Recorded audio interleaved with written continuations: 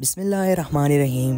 دوستو، آج کی کہانی بہت ہی دلچسپ ہے تو اینڈ تک ضرور دیکھیے گا۔ وہ ایک شام تھی جو عام شاموں جیسی نہیں تھی۔ ہمارے گھر کے صحن میں سفید چادر بچھی ہوئی تھی اور کونے میں رکھا گلابی رنگ کا صوفہ دھو کر نیا سا کر دیا گیا تھا۔ اماں خود ہاتھ سے سارے صحن میں جھاڑو دے رہی تھی اور میں حیران ہو کر سوچ رہی تھی کہ آج کیا خاص بات ہے۔ عائشہ ادھر آ، اماں کی تیز آواز آئی جو ہمیشہ مجھے چونکا دیتی تھی۔ جی اماں، میں جلدی سے بھاگ کر ان کے پاس پہنچی۔ جا کر اپنے بال سنوار، صاف کپڑے پہن، آج مہمان آ رہے ہیں، لڑکی کی طرح نظر آنا چاہیے۔ میں نے حیرانی سے پوچھا، اماں مہمان کون ہیں؟ انہوں نے مجھے گورا، زیادہ باتیں نہ کیا کر، جا جو کہا ہے وہ کر۔ میں خاموشی سے اپنے کمرے کی طرف چلی گئی۔ دل میں الجھن تھی، کچھ تو خاص تھا جو چھپایا جا رہا تھا۔ شام ڈلنے لگی تھی، سورج کی آخری کرنیں دیوار پر سنہری بن کر دکھائی دے رہی تھی۔ جب دروازے پر دستک ہوئی تو میں نے پردے کے پیچھے سے جھانک کر دیکھا، سامنے ایک درمیانی عمر کا مرد کھڑا تھا، اجنبی لیکن سنجیدہ۔ اس کے ساتھ ایک دبلی پتلی لڑکی بھی تھی، سر پر سفید دوپٹہ، نظریں جھکی ہوئی، چہرہ ایسا جیسے پانی پر پڑی چاندنی، بے حد حسین مگر خاموش۔ اماں نے دروازہ کھولا اور انہیں اندر لے آئیں۔ یہ آریہ ہے، انہوں نے مختصر کہا اور اسے اندرون خانہ لے گئیں۔ میں دم خود کھڑی تھی۔ عالیہ یہ کون ہے اور اتنی چھوٹی عمر کی لڑکیاں یہاں کیا کر رہی ہیں؟ کچھ دیر بعد اماں نے مجھے بلایا، عائشہ آ کے عالیہ کو کمرہ دکھا دے، اب یہی تیری بھابھی ہے۔ بھابھی، میرے قدم وہی جم گئے، مگر کب، کیسے پتہ چلا؟ اماں نے میرے 50 سالہ بھائی شجاع کی شادی خفیہ طور پر ایک یتیم لڑکی سے کر دی تھی جسے وہ نیکی کا کام کہہ رہی تھی۔ جب میں عالیہ کے کمرے میں گئی، وہ پلنگ کے کنارے بیٹھی تھی، دوپٹہ سر پر، نظریں زمین میں گاڑی ہوئی، انگلیاں مسلسل ایک دوسرے میں الجھ رہی تھیں۔ السلام علیکم، میں نے آہستہ سے کہا۔ وہ چونکی، پھر دھیرے سے بولی، وعلیکم السلام، میرا نام عائشہ ہے اور تم بھابھی ہوگی میری۔ وہ صرف سر ہلا کر رہ گئی۔ میں تھوڑا اس کے پاس بیٹھ گئی۔ عجیب سا احساس تھا، جیسے وہ سب کچھ چھوڑ کر آئی ہو اور ابھی تک یقین نہیں آیا کہ اب اس مقام پر آئی ہے، اب اس کا مقام یہاں ہے۔ کمرے میں خاموشی تھی کہ اچانک دروازہ زور سے کھلا اور اماں غصے سے اندر آئی۔ عائشہ، تو یہاں کیا کر رہی ہے؟ بھابھی کے کمرے میں جانے کی اجازت نہیں، دفع ہو یہاں سے۔ میں چونک گئی، لیکن میں نے کہا، اماں بس کا مطلب مجھے پتہ ہے، تم نکل یہاں سے۔ میں خاموشی سے باہر نکل آئی، مگر دروازہ بند ہوتے ہی اندر سے سسکیوں کی آواز آنے لگی۔ وہ آہستہ آہستہ مگر دل کے اندر اترنے والی آواز۔ عالیہ رو رہی تھی۔ رات کو جب سو گئے تو میں نے دبے قدموں لاؤنج میں جھانکا۔ میرا بھائی صوفے پر لیٹا سو رہا تھا اور عالیہ کے کمرے سے اب بھی رونے کی آواز آ رہی تھی۔ میرے دل میں ایک سوال جاگا، کیا یہ رشتہ صرف ایک کاغذی معاہدہ ہے یا ایک سازش؟ رات کا وقت تھا، پورے گھر میں گہری خاموشی چھائی ہوئی تھی، لیکن میرے دل میں عجیب سی بے چینی تھی۔ کمرے کی دیواروں سے باہر نکلنے والے سسکیوں کی سر میرے کانوں میں گونجنے لگی۔ ایسا محسوس ہو رہا تھا جیسے کوئی دل تھامے گٹ گٹ کر رو رہا ہو۔ آواز سیدھی میرے دل کو چھو رہی تھی۔ میں نے کروٹ لی، آنکھیں بند کرنے کی کوشش کی، مگر نیند کہیں گم ہو گئی تھی۔ آخرکار دل کی بے چینی جیت گئی۔ میں چھپکے سے بستر سے اٹھی، دروازہ آہستہ سے کھولا اور باہر نکل آئی۔ گھر کی لائٹیں بند تھی، صرف لاؤنج میں ہلکی پیلی روشنی جل رہی تھی۔ میری نظر جیسے ہی صوفے پر پڑی، دل رک سا گیا۔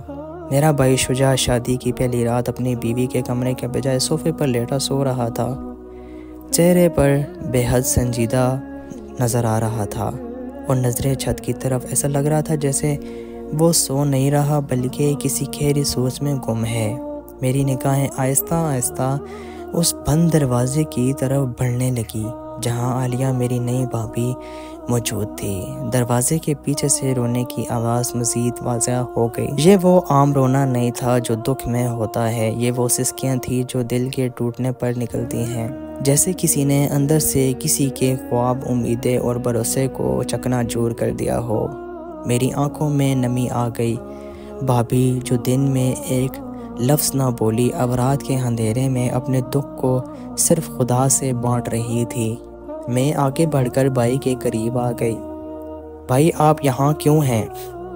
وہ چونک گئے، مگر فوراً چہرہ چھپا کر بولے، عائشہ تم سوئی نہیں ابھی تک؟ نہیں بھائی، نیند کہاں سے آئے؟ آپ بھابھی کے ساتھ کیوں نہیں ہیں؟ وہ تو رو رہی ہے۔ میرے الفاظ سن کر ان کے چہرے پر ایک سایہ سا آ گیا۔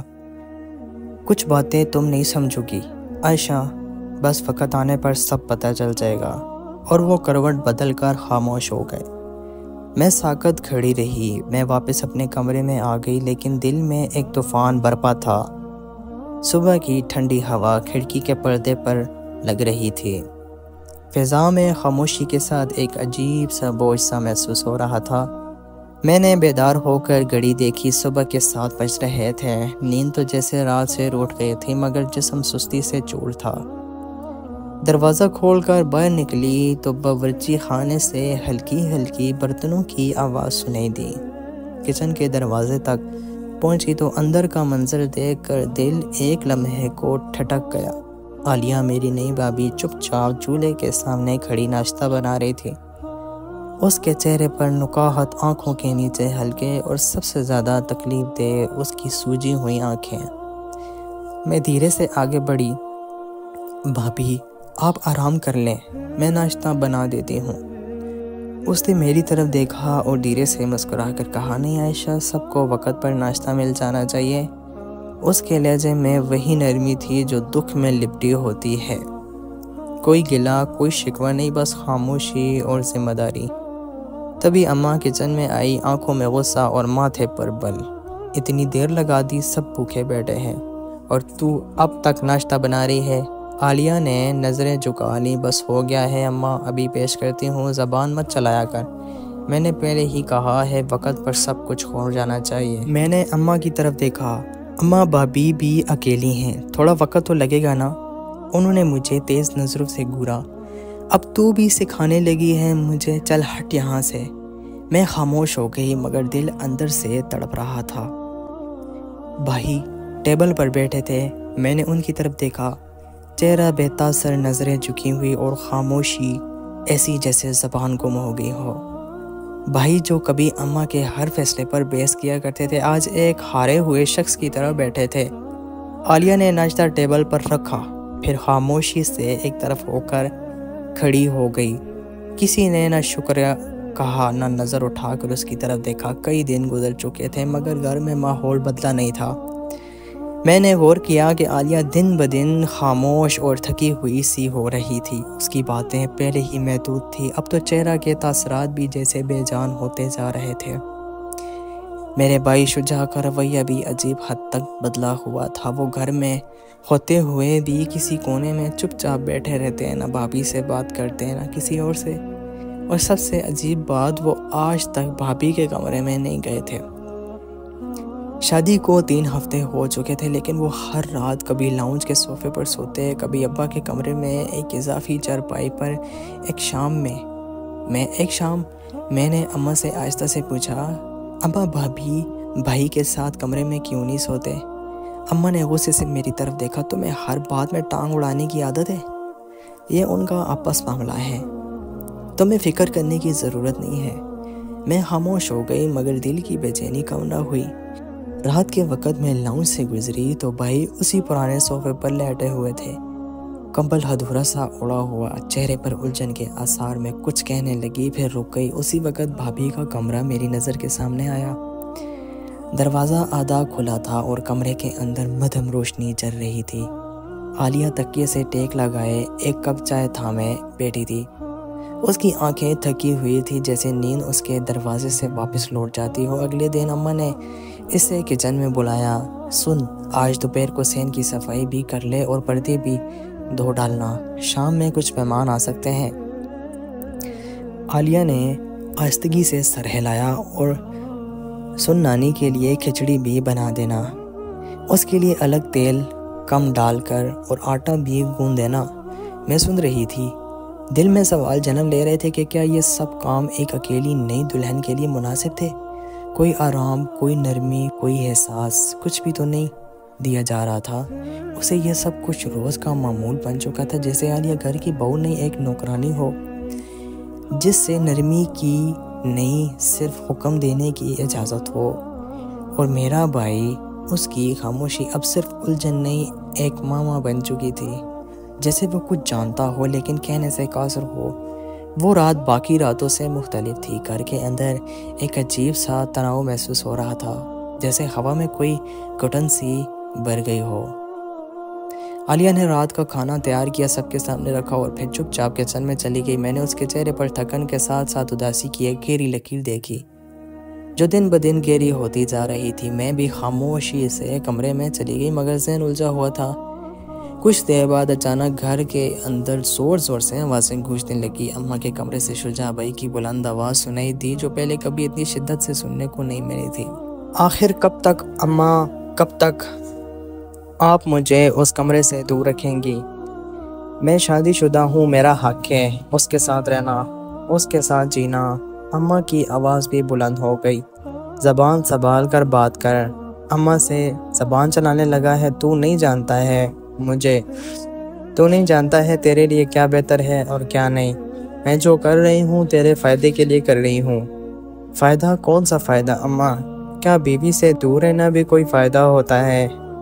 آپ نے مجھے زبردستی شادی میں دھکیلا اور اب جب میں اس کے ساتھ جینا چاہتا ہوں تو مجھے روکتی ہیں۔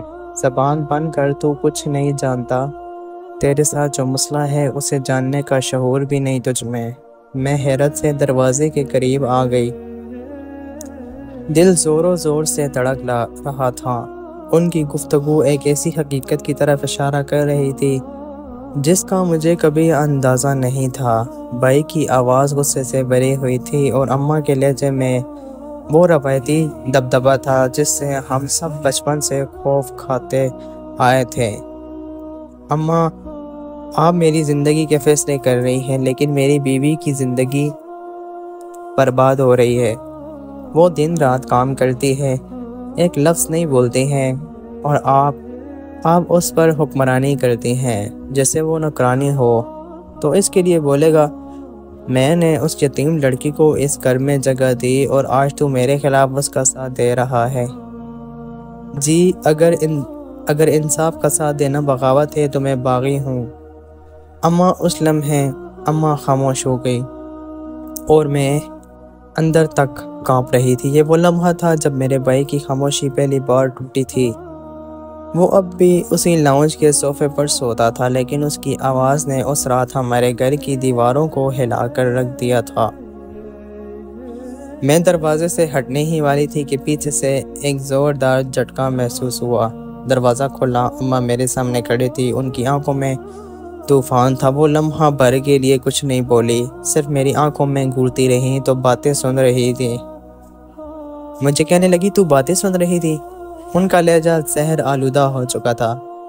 میں بس گزر رہی تھی، میں نے ہکلاتے ہوئے کہا، لیکن جملہ مکمل ہونے سے پہلے ہی ایک زوردار تھپڑ میرے گال پر آ پڑا۔ میری آنکھوں کے آگے اندھیرا سا چھا گیا لیکن تک سے رہ گیا اور میں ایک قدم پیچھے ہٹ گئی۔ خبردار، جو تمہارا میرے کمرے کے آس پاس بھی بھٹکی تیری عقل اب تیرے قابو سے باہر ہوتی جا رہی ہے۔ اپنے کمرے میں جا اور جو کچھ سنا ہے اسے اپنے دماغ سے نکال دے ورنہ زبان کھینچ کر باہر نکال دوں گی۔ میرے لب کانپنے لگے، آنکھوں میں آنسو آئے مگر زبان پر قفل لگ گیا۔ دل چاہا کہ پوچھوں اماں کیا چھپا رہے ہیں، کیونکہ اتنی سختی ہو گئی ہے، مگر میں چپ رہی۔ میں خاموشی سے کمرے میں آ گئی، آئینے کے سامنے کھڑی ہو کر گال پر ہاتھ رکھا۔ وہ سرخ ہو چکا تھا مگر دل کی چوٹ اس سے کہیں زیادہ گہری تھی۔ میرے ذہن میں سچائی کی تلاش کی آگ بھڑکنے لگی تھی۔ میں بستر پر لیٹی، آنکھوں میں نیند نہیں صرف سوال تھے اور ہر سوال کے پیچھے ماں کا چہرہ تھا، سخت، سرد اور کچھ چھپاتا ہوا۔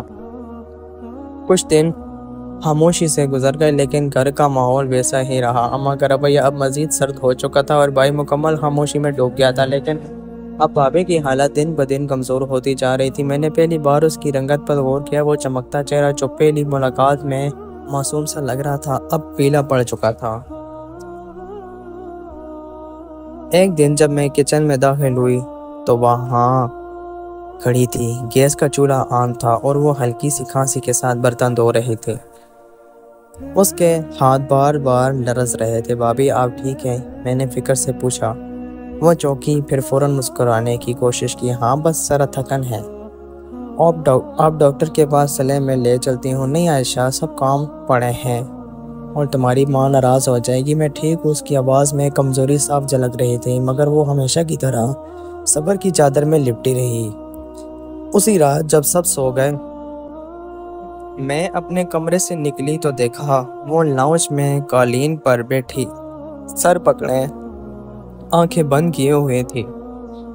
میں تیزی سے اس کی طرف بڑھی۔ بھابھی کیا ہوا؟ بس سر درد بہت ہو رہا ہے، شاید کام کی زیادتی ہے۔ یہ کام زیادتی نہیں، یہ زیادتی کی سزا جو تم سہ رہی ہو۔ میرے لبوں سے یہ جملہ بے ساختہ نکل گیا۔ وہ کچھ نہ بولی، صرف آنکھیں بند رکھی۔ میں نے اس کا ہاتھ تھاما، وہ برف کی مانند ٹھنڈا تھا۔ کل ہم ڈاکٹر کے پاس چلیں گے، اب مزید برداشت نہیں۔ بھابھی اگر اماں کو پتہ چلا تو کیا؟ اگر خاموشی سے تمہاری بیماری بڑھتی گئی تو تم انسان ہو، کوئی مشین نہیں۔ جیسے بس کام پر لگا دیا۔ اور اس کی آنکھ سے ایک خاموشی سے آنسو نکلا، مگر زبان پر حرف نہ آیا۔ رات معمول کے مطابق خاموشی میں ڈوبی ہوئی تھی، لیکن ہوا میں ایک عجیب بے چینی سی تھی۔ دل جیسے کسی انجانے خوف سے لرز رہا تھا اور نیند آنکھوں سے کوسوں دور تھی۔ کمرے کی دیواروں پر لٹکے سائے بھی جیسے کچھ کہنا چاہتے تھے، مگر زبان بند تھی۔ گھڑی رات کے 3 بجا چکی تھی جب ہلکی سی آواز آئی۔ دروازے کی کنڈی آہستہ سے کھلی اور میں چونک کر جھانک گئی۔ چپکے سے دروازہ کھولا تو دیکھا بھائی شجاع دبے قدموں عالیہ کے کمرے کی طرف جا رہا تھا۔ اس کی رفتار دھیمی تھی، لیکن اس کے قدموں میں بے چینی تھی۔ پہلی بار وہ اپنی بیوی کے کمرے میں داخل ہو رہا تھا۔ دل میں کئی سوال اٹھے، کئی امیدیں اور کئی اندیشے۔ کمرہ بند ہوا اور پھر گھر میں مکمل خاموشی چھا گئی۔ میں واپس بستر پر آ گئی، لیکن دل جیسے ساکت ہو چکا تھا۔ نہ نیند آئی، نہ سکون، بس آنکھیں چھت پر جم گئی۔ سورج کی پہلی کرن ابھی پوری طرح نکلی بھی نہ تھی کہ ایک ہولناک چیخ نے میرے پورے گھر کو ہلا کر رکھ دیا۔ شجاع اٹھو، شجاع! میں ہڑبڑا کر اٹھی، دروازہ کھول کر باہر بھاگی اور باقی سب بھی حیرت زدہ ڈرتے ہوئے آئے۔ عالیہ کے کمرے کا دروازہ کھلا ہوا تھا اور اندر کا منظر میرے دل میں قیامت بن کر ثبت ہوگا۔ بھائی شجاع بستر پر بے جان لیٹے تھے اور ان کی آنکھیں بند تھی، چہرہ زرد اور لبوں کے کنارے سے خون بہہ رہا تھا، ایک خاموش موت جس کے آثار چہرے پر جمے ہوئے تھے۔ عالیہ ایک کونے میں سمٹی بیٹھی تھی، چہرے پر ہوائیاں، آنکھوں میں خوف اور جسم لرز رہا تھا۔ اماں کی چیخیں آسمان تک جا پہنچی تھی۔ میرے بیٹے کو کھا گئی تو؟ میں نے کہا تھا نا اس سے اپنے پاس مت بلانا۔ دیکھ لیا، اپنی نحوست سے مار دیا اسے۔ وہ دہاڑے مار مار کر رونے لگی اور اگلے ہی لمحے عالیہ کی طرف لپکی۔ میں تجھے چھوڑوں گی نہیں، تو قاتلہ ہے، تو نے میرے جگر کے ٹکڑے کو مار ڈالا۔ میں درمیان میں آ گئی۔ اماں خدا کا واسطہ ہے پہلے یہ تو دیکھیں کہ ہوا کیا ہے۔ سب پتہ ہے مجھے، یہی منحوس لڑکی میرے بیٹے کی موت کی وجہ ہے۔ عالیہ کی طرف دیکھنے لگی، اس کا چہرہ ساکت تھا، جیسے کچھ سمجھنے کی کوشش کر رہی ہو۔ ہونٹ کپ کپ آ رہے تھے، آنکھوں میں آنسو تھے۔ میں بھائی کے پاس گئی، اس کی نبض چیک کی، مگر دل پہلے ہی روک چکا تھا۔ ہمیشہ کے لیے کمرے میں ماتم کی کیفیت تھی، لیکن اس ماتم کے بیچ ایک سوال گونج رہا تھا، کیا واقعی عالیہ قاتل تھی، یا وہ خود ایک ایسی سازش کا شکار تھی جس کا پردہ اب پھٹنے والا تھا۔ شجاع بھائی کی موت کے بعد گھر کے فضا جیسے ہمیشہ کے لیے بدل چکی تھی۔ دیواریں خاموش تھی، ہوا ساکن، اور ہر کمرہ ماتم گدا بنا ہوا تھا۔ مگر سب سے زیادہ ہولناک تبدیلی اماں کے رویے میں آئی تھی۔ وہ صرف روتی نہیں تھی، بلکہ وہ اب چیختی تھی، دھاڑے مارتی تھی اور ہر سانس کے ساتھ عالیہ کو مورد الزام ٹھہراتی تھی۔ جنازے کے بعد جب گھر واپس آئی تو اماں کی آنکھوں میں دکھ سے زیادہ انتقام تھا۔ سب کہا تھا میں نے منع کیا تھا اسے اس کے کمرے میں جانے سے، یہی منحوس لڑکی اسے لے ڈوبی۔ اماں نے چلاتے ہوئے کہا۔ عالیہ چپ چاپ بیٹھ گئی، ہاتھ گود میں رکھے، نظریں نیچی، چہرہ زرد۔ وہ کسی مجرم کی طرح بیٹھی تھی، مگر اس کے چہرے پر کوئی چالاکی نہ تھی، بس تھکن اور بے یقینی کا عکس تھا۔ لعنت ہے تم پر، تو میرے بیٹے کی دشمن تھی، میں جانتی تھی یہ دن آئے گا، تو نے میرے شجاع کو مار ڈالا، اماں کا لہجہ اب صرف الزام نہیں نفرت سے بھر چکا تھا۔ اماں بس کریں، میں نے ہمت کر کے کہا، بھائی بیمار تھے، یہ بات آپ جانتی ہیں، ان کے انتقال کی وجہ ان کی کمزوری اور بیماری ہو سکتی ہے۔ بھابھی پر الزام نہ لگائے، وہ خود صدمے میں ہے۔ اماں نے میری طرف دیکھا اور غصے سے چیخی، اب تو بھی اس کے ساتھ مل گئی ہے؟ تو نہیں جانتی یہ کیسی لڑکی ہے؟ یہ ہمیں دھوکہ دے کر آئی تھی، اپنی معصومیت کی آڑ میں میرے بیٹے کو نگل گئی۔ میں خاموش ہو گئی۔ میرے پاس دلیلیں تھیں، لیکن اماں کے آگے دلیلوں کی کوئی حیثیت نہیں تھی۔ ابا جو اکثر خاموش رہتے تھے، اس دن اماں کے ہاں میں ہاں ملا کر بولے، ایسی لڑکیاں بس مکاری سے گھبرا گھر برباد کرتی ہے۔ پہلے بیٹے کو دور کیا، پھر مار دیا، اب ہمیں سنبھالنے کا ناٹک کرے گی۔ عالیہ کے چہرے پر ایک لرزش سی ابھری، اس کے ہونٹ ہلے لیکن کچھ نہ بولا، جیسے الفاظ حلق میں پھنس کر رہ گئے ہوں۔ اس کے ہونٹ ہلے لیکن کچھ نہ بولا، جیسے الفاظ حلق میں پھنس کر رہ گئے ہوں۔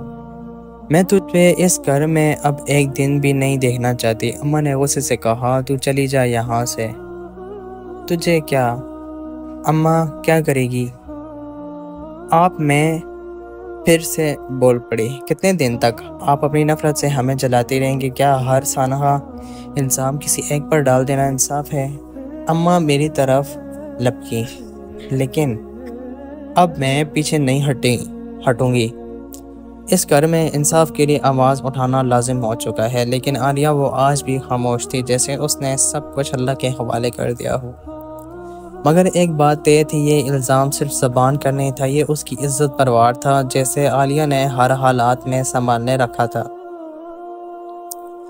بھائی کے انتقال کے بعد عالیہ کے لیے زندگی مزید ایک بھیانک بن کر رہ گئی تھی۔ صبح آنکھ کھلتی تو اماں کی کڑوی آواز کے ساتھ، دوپہر میں گرمی، تھکن اور کمزوری کے باوجود باورچی خانے کا سارا بوجھ اس کے کندھوں پر ہوتا۔ کپڑے دھونا، صحن دھونا، مہمانوں کی خدمت کرنا، سب کچھ وہی کرتی، اور اگر ذرا سی دیر ہو جاتی تو اماں کی آواز گونجتی، تو میرے بیٹے کو کھا گئی، اب ہمارے سروں پر راج کرنا چاہتی ہے۔ میں کئی بار درمیان میں آئی، عالیہ کو سہارا دینے کی کوشش کی، لیکن اماں میری بات سننے کو تیار نہ تھی۔ تم بھی اب اس کی سائیڈ لے رہی ہو؟ عائشہ، یاد رکھی میں تیری ماں ہوں اور ماں کبھی غلط نہیں ہوتی۔ میں چپ ہو جاتی، لیکن دل روتا تھا، جو کبھی نرم مزاج مانے جاتے تھے اب ماں کی ہاں میں ہاں ملانے لگے تھے۔ جب بھی میں ان سے کچھ کہتی، وہ سخت لہجے میں بولتی۔ ایک دن بھابھی نے کہا کہ مجھے بخار ہے، تو ماں نے اس کو دھکا دے کر زمین پر گرا دیا۔ میں نے بھابھی کو سنبھالا اور کمرے میں لے گئی، کمبل اوڑھا اور کہا، بھابھی آپ فکر نہ کریں، ایک دن سب ٹھیک ہو جائے گا۔ بھابھی کی آنکھوں میں ایک روشنی کی کرن جھلکی، شاید پہلی بار اسے یقین آیا کہ وہ تنہا نہیں ہے۔ دن گزر رہے تھے، مگر عالیہ کی زندگی میں اندھیرے کم نہ ہو رہے تھے۔ ایک دوپہر گھر کی گھنٹی بجی، میں نے دروازے پر گئی تو دیکھا 3 عورتیں کھڑی تھیں، ہاتھوں میں میٹھے مٹھائی کے ڈبے تھے، چہروں پر نرمی۔ السلام علیکم بیٹی، ہم محلے سے آئی ہیں، تمہاری بھابھی کے بارے میں سن کر آئے تھے، اگر اجازت ہو تو تھوڑی دیر بات کریں؟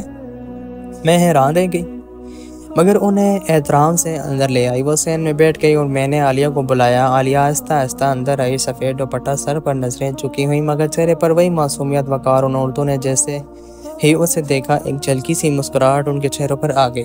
ماشاءاللہ، بہت نیک، سادہ اور باحیا لڑکی ہے، ہم نے اس کے بارے میں بہت سنا ہے۔ ایک نے کہا، ہمارے گھر میں ایک بیوہ کا رشتہ ہے، ہمیں عالیہ بہت پسند آئی ہے، ہم اس کے لیے بات کرنا چاہتے ہیں۔ عالیہ کا چہرہ یکدم زرد پڑ گیا اور میری سانس جیسے رک گئی۔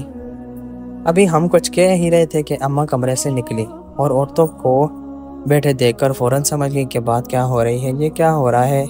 ان کی آواز بلند ہوئی، عورتوں نے مدبانہ انداز میں کہا، باجی ہم عالیہ کے لیے رشتہ لے کر آئے ہیں، اگر آپ کو برا نہ لگے۔ اماں کے چہرے کا رنگ غصے سے لال ہو گیا۔ رشتہ ہے، اس کے لیے تم سب کو عقل نہیں ہے؟ کیا یہ وہ لڑکی ہے جو میرے بیٹے کو کھا گئی؟ تم لوگ بھی اب محلے میں لڑکوں کو اکسا کر بیوہ کو دلہن بنانا چاہتے ہو؟ ہم نے تو صرف اس کی خوبیوں کے بارے میں سنا تھا، بس نکل جاؤ میرے گھر سے۔ یہ لڑکی رشتہ داروں کی عزت پر بات کر چکی ہے، اب محلے میں بھی تماشا بنانا چاہتی ہے۔ عورتیں خاموشی سے اٹھ گئیں، ان کے چہرے پر افسوس تھا۔ میں نے اماں سے کہا، اماں آپ نے کیوں انہیں اتنا برا بھلا کہا؟ وہ تو اچھی نیت سے آئے تھے۔ خاموش ہو جا عائشہ، تو کچھ نہیں جانتی، یہ سب سازشیں ہیں۔ اس منحوس لڑکی کو دوبارہ عزت دلانے کی کوشش ہو رہی ہے۔ میں عالیہ کی طرف دیکھنے لگی جو دیوار سے لگ کر کھڑی تھی، آنکھوں میں نمی مگر لب پر پھر بھی خاموش۔ میرے دل میں ایک گہری چبھن اٹھی۔ محلے میں کچھ دن بعد مہنگویاں شروع ہو گئی۔ کوئی چپکے سے ذکر کرتا، کوئی کانوں میں سرگوشی کرتا کہ جو ان بیوہ سے اس کے لیے دوبارہ رشتہ آیا، کچھ تو بات ہوگی اس پہ، کیا واقعی وہ ایسی ہے جیسا اس کی ساس کہتی ہے؟ یہ باتیں اماں کے کانوں میں جا پہنچی تو جیسے کسی نے ان کے دل میں دکھتے انگارے ڈال دیے ہوں۔ اسی شام جب عالیہ کچن میں روٹی پکا رہی تھی، اماں دھڑتی ہوئی اندر آئیں تو محلے کے مردوں کو لبانے لگی، اس لیے ہر وقت صحن میں بیٹھ کر کتابیں پڑھتی ہے، یہی تیری تربیت ہے، اس لیے تو میرے بیٹے کی بیوہ بن کر میرے گھر میں بیٹھی ہے۔ عالیہ نے چونک کر اماں کی طرف دیکھا۔ نہیں خالہ، میں نے کچھ نہیں کیا۔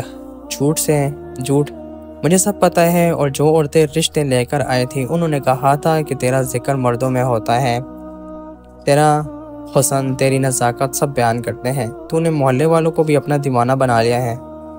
عالیہ کی آنکھوں میں آنسو آ گئے، وہ ایک دم پیچھے ہٹی۔ میرا اللہ گواہ ہے، میں نے کوئی غلطی نہیں کی، تجھے میں سچ دکھاتی ہوں۔ اماں نے کچن کے برتن اٹھا کر زمین پر دے مارے اور عالیہ کو زور سے جھنجھوڑا، تو مجھے بدنام کرے گی، میرے گھر کو، میرے بیٹے کی قبر کو رسوا کرے گی، میں تجھے زندہ نہیں چھوڑوں گی۔ میں بھاگتی ہوئی آئی، اماں کے ہاتھوں کو روکا۔ اماں بس کریں، کیا کر رہی ہیں؟ اب ابھی بے قصور ہے، وہ تو کسی سے بات بھی نہیں کرتی ہے، اس نے کیا گناہ کیا ہے؟ اماں نے میری طرف دیکھا اور ایک زوردار تھپڑ میرے گال پر دے مارا۔ تو بھی اب اس کی زبان بولنے لگی ہے، کیا تجھے نہیں معلوم یہ کیا چیز ہے؟ تو بھی اگر اس کے قدموں پر چلی تو گھر سے نکال دوں گی۔ عالیہ زمین پر گری ہوئی تھی، ہاتھوں سے چہرہ چھپایا جیسے خود کو دنیا کی ہر نظر سے چھپانا چاہتی ہو۔ اس رات جب سب سو گئے، میں عالیہ کے کمرے میں آ گئی۔ اس کی آنکھیں سوجی ہوئی تھیں اور چہرے پر نیل تھے۔ میں نے اس کے پاس جا کر اس کا ہاتھ تھاما۔ بابی، میں جانتی ہوں کہ آپ بے گناہ ہیں اور اب وقت آ گیا ہے کہ یہ سب ختم ہو۔ عالیہ نے میری طرف دیکھا، خاموشی سے۔ اس کی آنکھوں میں ایک تھکا حوصلہ تھا، جیسے اس نے فیصلہ کر لیا ہو کہ اب یا تو یہ سب سے نہ بند کرنا ہے یا مکمل ختم ہو جانا ہے۔ اگلی صبح میں نے دیکھا کہ عالیہ صحن میں بیٹھ کر سبزی چھل رہی تھی، اس کے ہاتھ کانپ رہے تھے اور ماتھے پر پسینہ تھا۔ اماں حسب معمول کچن میں اونچی آواز میں بول رہی تھی، ناشتہ اب تک نہیں تیار کیا، مر گئی ہو؟ میں دوڑ کر عالیہ کے پاس گئی۔ بھابی آپ آرام کریں، میں ناشتہ بنا دیتی ہوں۔ وہ بولنے ہی والی تھی کہ اماں وہاں آ پہنچی۔ کیا اب یہ نوکری بھی تو کرے گی؟ بڑی آئی وکیل بننے؟ میں نے پہلی بار ان کی طرف نظریں جما کر کہا، جی ہاں کروں گی، کیونکہ اب یہ ظلم نہیں سہنے دوں گی۔ عالیہ انسان ہے، قیدی نہیں۔ اماں کی آنکھیں پھیل گئی۔ کیا تو نے اب مجھ سے زبان چلائے گی؟ اماں نے بہت برداشت کر لیا۔ اماں میں نے بہت برداشت کر لیا، میں نے آپ کی ہر بات مان لی، لیکن آج نہیں۔ آپ کو کوئی حق نہیں ہے کہ آپ عالیہ پر اتنا ظلم کریں۔ بھائی کی موت کا غم سب کو ہے، لیکن اس کا الزام کسی بے قصور پر ڈال دینا نا انصافی ہے۔ بس کر۔ ایک لفظ اور نکالا تو کیا کریں گی اماں؟ مجھے بھی ماریں گی، مجھے بھی ظالم کہیں گی؟ اماں کا ہاتھ اٹھا اور ایک زوردار تھپڑ میرے گال پر لگا۔ تیری تربیت ہے، مجھ سے بحث کرے گی تو؟ میرا سر جھکا مگر آنکھوں میں آنسو نہیں آئے۔ میں جانتی تھی یہ تھپڑ صرف جسم پر نہیں میرے حوصلے پر تھا، لیکن میں اب کمزور نہیں تھی۔ جی اماں، یہ میری تربیت ہے کہ سچ کے لیے آواز اٹھائی جائے، وہ اپنی ماں کے خلاف ہی کیوں نہ ہو۔ ابا جو قریب ہی بیٹھے تھے وہ بھی یہ سب دیکھ رہے تھے، مگر ہمیشہ کی طرح خاموش رہے۔ ان کی خاموشی اب مجھے کاٹنے لگی۔ وہ صرف اماں کے ہم خیال بن چکے تھے یا پھر ان کی آواز دب چکی تھی۔ میں نے عالیہ کا ہاتھ پکڑا، اسے اندر لے گئی اور کمرے کا دروازہ بند کر دیا۔ اب بہت ہو چکا، اگر آپ اب بھی چپ رہے تو یہ سب کچھ ختم نہیں ہوگا۔ عالیہ نے میری طرف دیکھا، اس کی آنکھوں میں نمی تھی، لیکن اس کے لبوں پر پہلی بار ایک چھوٹی سی مسکراہٹ ابھری تھی۔ تم نے میری خاطر اپنی ماں کے خلاف آواز اٹھائی عائشہ، اب میں چپ نہیں رہوں گی۔ اس لمحے مجھے لگا جیسے پہلی بار عالیہ نے خود کو قید سے آزاد محسوس کیا ہو، اور میں نے پہلی بار خود کو ایک بغاوت کا حصہ بنتے دیکھا ہو۔ یہ بغاوت صرف آواز کی نہیں تھی، یہ بغاوت عزت، حق اور انسانیت کے لیے تھی۔ پھر ایک دن وہی محلے کی عزت دار خواتین دوبارہ آئیں، ان کے ساتھ ایک اور خاتون بھی تھی جو خاصی باوقار اور مہذب لگ رہی تھی۔ میں نے انہیں اندر بٹھایا اور چائے پانی کا انتظام کرنے چلی گئی۔ ہمیں عالیہ بہت پسند آئی ہے، انہوں نے بات کا آغاز کیا۔ ہم نے اس کے صبر، سلیقے اور شرافت کے بارے میں بہت سنا ہے۔ ہماری بھابھی کے بیٹے کا رشتہ ہے اور ہم چاہتے ہیں کہ اگر آپ کو اعتراض نہ ہو تو بات آگے بڑھائیں۔ میری آنکھوں میں خوشی کی چمک آ گئی۔ عالیہ اس لمحے کمرے کے کونے میں بیٹھی تھی، سر جھکائے، لیکن اس کے چہرے پر بھی ایک ہلکی سی چمک نمودار ہوئی تھی۔ لیکن تبھی دروازہ کھولا اور اماں اندر آئی۔ جیسے ہی انہوں نے بات سنی، ان کی آنکھوں بھڑک اٹھی۔ رشتہ، اس کے لیے وہ غصے سے چیخی، یہی رہ گیا تھا، اب میرے بیٹے کی قاتلہ اب دلہن بنے گی۔ مہمان خواتین گھبرا گئی۔ باجی، ہم صرف نیکی کے ارادے سے آئے تھے، اگر آپ کو برا لگا ہو تو معافی چاہتے ہیں۔ برا لگا؟ تم سب کو شرم آنی چاہیے، یہ لڑکی میرے بیٹے کو کھا گئی۔ میں نے تم سب کو آنے سے منع کیا تھا نا، پھر واپس کیوں آئی؟ اب میرے بیٹے کی قبر پر ناچ کرو گی؟ خواتین ایک دوسرے کی طرف دیکھنے لگی اور خاموشی سے رخصت ہو گئیں۔ دروازہ بند ہوتے ہی اماں عالیہ پر برس پڑی۔ میں نے کہا تھا کہ تو منحوس ہے، میرے بیٹے کو نگل گئی اور اب نئے رشتے دیکھ رہی ہے۔ تو بس ایک آفت ہے جو میرے گھر پر نازل ہوئی تھی۔ عالیہ ساکت کھڑی رہی، چہرہ زرد مگر نظریں جھکی ہوئی۔ وہ کچھ بولی نہیں، مگر اس کے باوجود سے ٹپکی ہوئی اذیت سب کچھ کہہ رہی تھی۔ میں آگے بڑھی۔ اماں کافی ہے، عالیہ کا حق ہے کہ وہ اپنی زندگی نئے سرے سے شروع کرے۔ بھائی کی موت کا ذمہ دار آپ نے اسے بنا لیا ہے، لیکن آپ کے پاس کوئی ثبوت نہیں ہے۔ اب آپ بس کریں۔ اماں میری طرف پلٹی، آنکھوں میں پاگل بن تو ابھی بھی ان کی حمایت میں کھڑی ہو گئی ہیں۔ تم دونوں میری عزت برباد کرنے پر تلی ہوئی ہے۔ میں نے عالیہ کا ہاتھ تھاما۔ ہم صرف اپنا حق مانگ رہے ہیں اور یہ حق اب ہم چھین کر رہیں گے۔ عالیہ نے آہستہ سے میری طرف دیکھا۔ اس کی آنکھوں میں وہ چنگاری تھی جو برسوں سے دبی ہوئی تھی اور اب وہ جلنے کے لیے تیار تھی۔ وہ شام عام شاموں جیسی نہیں تھی۔ گھر میں عجیب سی خاموشی تھی، جیسے ہوا میں ایک عجیب سا سکون ہو۔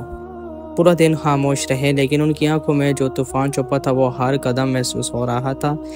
عالیہ ہمیشہ کی طرح چپ چاپ کچن میں مصروف تھی، میں بھی ان کے قریب تھی کہ اچانک اماں اندر آئی، ہاتھ میں مٹی کا تیل بوتل۔ بس بہت ہو گیا، اب میں یہ تماشا مزید نہیں دیکھ سکتی۔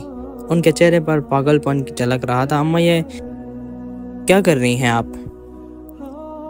میں آگے بڑھی۔ یہ منحوس لڑکی میرے بیٹے کو کھا گئی، اب محلے کے مردوں کو لبھا رہی ہے۔ میں تجھے زندہ نہیں چھوڑوں گی۔ آج انہوں نے عالیہ کو زندہ وجود کو راکھ بنانے کی تیاری شروع کر دی۔ اماں، خدا کا واسطہ ہے، کیا کر رہی ہے آپ؟ میں آگے بڑھی، عالیہ کو بچانے کی کوشش کی، اس کا ہاتھ پکڑنا چاہا، مگر تبھی ابا اندر آئے۔ بابا، آپ کچھ کریں، اماں پاگل ہو گئی ہیں۔ میں چیخی، لیکن ابا نے میرے بازو کو زور سے پکڑا۔ بس بہت ہو گیا، اب تو بھی میرے خلاف جا رہی ہے۔ تو اسی منحوس کے ساتھ کڑی ہے، جا اپنے کمرے میں۔ ابھی نہیں، میں نہیں جاؤں گی، میں اپنی بھابھی کی زندگی کو تباہ ہونے نہیں دوں گی۔ میں پوری طاقت سے چیخی، لیکن ابا نے مجھے گھسیٹ کر کمرے میں دھکیل دیا اور باہر سے دروازہ بند کر دیا۔ میں اندر قید ہو گئی، دروازہ پیٹتی رہی، چیختی رہی، اماں، ابا، خدا کا واسطہ دروازہ کھولیں، کیا آپ انسان بھی ہیں؟ شور بڑھنے لگا، پہلے عالیہ کی مدھم آوازیں، پھر اماں کی تیز الفاظ، اور پھر سب جل کر راکھ ہو گیا۔ میرے حواس جواب دے گئے۔ دروازے کے نیچے سے دھواں اندر آنے لگا۔ مزید آگ بڑھتی گئی، آگ لگ گئی تھی، آگ میں سب جل کر راکھ ہو گیا۔ شعلے دکھائی دینے لگے۔ اللہ کوئی بچائے، کوئی دروازہ کھولے۔ میری آواز حلق میں پھنس گئی۔ باہر سے چیخنے چلانے کی آوازیں لگیں۔ محلے والے شاید آ گئے تھے، کوئی پانی، کوئی لکڑی، کوئی چیخ، سب کچھ شور میں ڈوب گیا تھا۔ میں نے زور سے دروازے کو دھکا دیا، ہاتھ زخمی ہو گئے، لیکن دروازہ نہ کھولا۔ پھر ایک زوردار دھماکہ ہوا، شاید سین میں رکھا کچھ پھٹ گیا تھا۔ یہ آگ اب صرف جسموں کو نہیں، رشتوں کو بھی جلا رہی تھی، اور میں بے بس بند کمرے میں صرف خدا سے فریاد کر رہی تھی، یا اللہ میرے گھر کو بچا لے، میری بھابھی کو بچا لے دروازے کے پیچھے بند میں چیختی روتی اور ہر ممکن کوشش کر رہی تھی کہ باہر نکل سکوں۔ اندر دھواں بھر چکا تھا، سانس لینا مشکل ہو رہا تھا، میری آنکھوں سے آنسو بہہ رہے تھے، درد کے نہیں خوف کے۔ صرف ایک دعا لبوں پر تھی، یا اللہ عالیہ کو بچا لے۔ پھر اچانک ایک زوردار دھماکے کے ساتھ دروازہ ٹوٹا۔ محلے کے کچھ لوگ تھے جنہوں نے شور سن کر اندر آ کر دروازہ توڑا۔ میں ہامتی کانپتی باہر نکلی اور آنکھوں کے سامنے کا منظر دیکھ کر میں دھنگ رہ گئی۔ صحن کے بیچوں بیچ آگ بجھ چکی تھی، لیکن زمین پر دو جانے جسم پڑے تھے۔ ماں اور ابا۔ میرے قدم لرزنے لگے، آنکھیں پھیر گئی اور دل میں عجیب سا سکون اور خوف بھی ایک وقت اتر آیا۔ عائشہ، ایک ہلکی سی مدھم سی آواز میرے کانوں سے ٹکرائی۔ میں فوراً پلٹی اور سامنے عالیہ کو دیکھا۔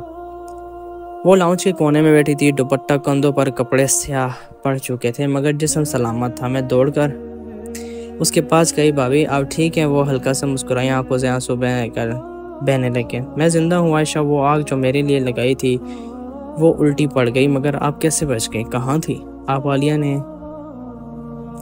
اپنی نم آنکھوں سے آسمان کی طرف دیکھا۔ میں تہجد کی نماز کے لیے اٹھتی تھی، جیسے ہی اماں نے تیل پھینکا میں پیچھے ہٹ کر قالین کے پیچھے دب گئی۔ پھر کچھ لمحوں بعد شعلے بلند ہوئے اور وہ دونوں خود اس میں پھنس گئے۔ یہ سب کرشمہ ہے بھابھی۔ نہیں عائشہ، یہ کرشمہ نہیں، یہ اللہ کا وعدہ ہے۔ جو اس کے آگے جھکتا ہے وہ اسے لوگوں کی آگ سے بچا لیتا ہے۔ میں ہر رات تہجد میں یہی دعا کرتی تھی، یا اللہ مجھے ان کے ظلم سے بچا لے اور میرا حق میرے ہاتھ میں دے دے۔ اللہ نے میرا صبر دیکھ لیا اور میری فریاد سن لی۔ میری آنکھوں سے بے اختیار آنسو نکل پڑے۔ میں نے ان کے ہاتھ تھامے۔ آپ بہت بہادر ہیں بھابھی، اور اللہ نے آپ کو بچا کر سچ کو زندہ کر دیا ہے۔ عالیہ نے نظریں جھکائیں اور آہستگی سے کہا، ظلم کا انجام یہی ہوتا ہے عائشہ، جلتا ہے وہی جو دوسروں کو جلانے نکلتا ہے، اور بچتا ہے وہی جو اللہ کی تنہائی میں اللہ کے سامنے رو لیتا ہے۔ اس دن میں نے سیکھا، تہجد کی آنکھ سے بہنے والے آنسو دنیا کی سب سے بڑی آگ کو بھی بچا سکتے ہیں۔ اور اسی طرح عائشہ اور میں، ہم دونوں بچ گئے۔ عائشہ اور میں اب ہنسی خوشی دونوں زندگی گزارنے لگے، کام کر کے اپنا گزارا کرنے لگے۔ دوستوں، مزید کہانیاں سننے کے لیے ہمارے اس چینل کو ضرور سبسکرائب کریں اور ساتھ میں دیے گئے بیل پر کلک کریں۔